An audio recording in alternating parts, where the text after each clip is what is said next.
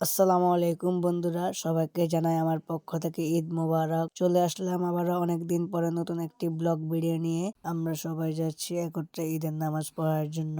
দেখতে দেখতে চলে আসলাম ঈদগাহ মাঠের সামনে। আপনারা দেখতেই পাচ্ছেন আমাদের ঈদগাহ মাঠ এবার অনেক সুন্দর করে সাজানো হয়েছে। বিভিন্ন ধরনের ফুল ও পর্দা দিয়ে আমাদের ঈদের মাঠ সুন্দর করে সাজানো হয়েছে। এদিকে আমাদের যেহেতু দুই মসজিদের মুসল্লিরা মিলে নামাজ পড়ে ঈদের নামাজ একসাথে, তাই সবাই আসা শুরু করেছে ঈদগাহ মাঠে। আপনারা দেখতে পাচ্ছেন ওই দিক থেকেও মুসল্লিরা আসছে। তো আমরা সবাই ঢুকে পড়লাম ঈদগাহ মাঠের ভিতরে। এটা হচ্ছে আমাদের ঈদগাহ মাঠের ভিতরের অবস্থা। অনেক মানুষ এসেছে ঈদগাহ মাঠে, আরো আসছে। এদিকে আমাদের খতিব সাহেব কিছু বয়ান করছে মুসল্লিদের উদ্দেশ্যে ঈদের নামাজের গুরুত্ব নিয়ে।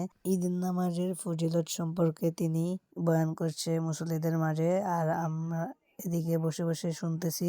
তো দেখতে দেখতে কালেকশনের কাজ শুরু হয়ে গেল।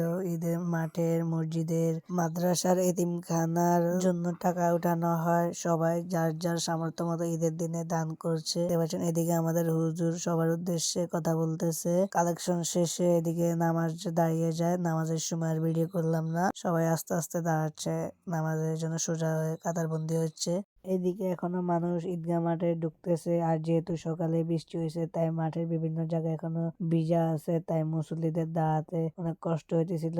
নামাজ শেষে আমরা বসে পড়লাম খুতবা শোনার জন্য। হুজুর এদিকে খুতবা পড়তেছে আর সবাই বসে বসে আমরা খুতবা শুনতেছি। খুতবা শোনার যেহেতু ওয়াজিব, তাই কেউ যায় নাই, সবাই বসে বসে খুতবা শুনতেছে হুজুরের। দিকে খুতবার শেষ দিকে আস্তে আস্তে বৃষ্টি পড়া শুরু করে, আর আমরাও একটু তেরপলের নিচে এসে বসলাম যাতে আমাদের গায়ে বৃষ্টি না পড়ে।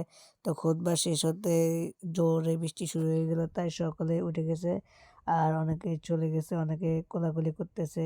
ঈদের আনন্দ এখানে সবাই সবার সাথে কোলাকুলি করে, আনন্দ ভাগাভাগি করে একজন একজনের সাথে। তাই আমিও আমার মামার সাথে কোলাকুলি করে নিলাম।